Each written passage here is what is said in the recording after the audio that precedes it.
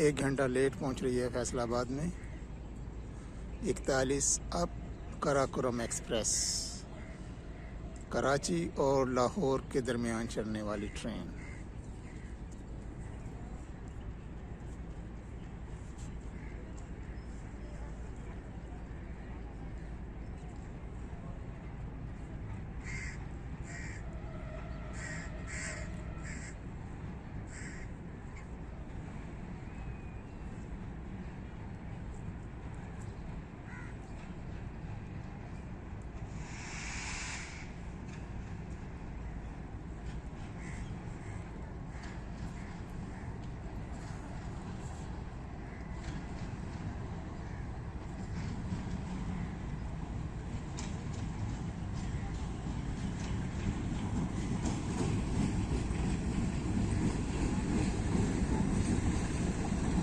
GEU 49005 locomotive के साथ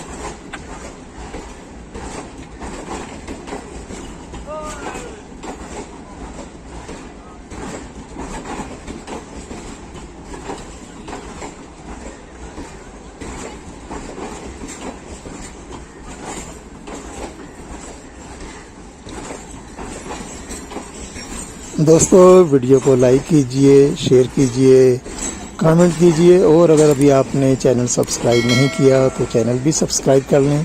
शुक्रिया।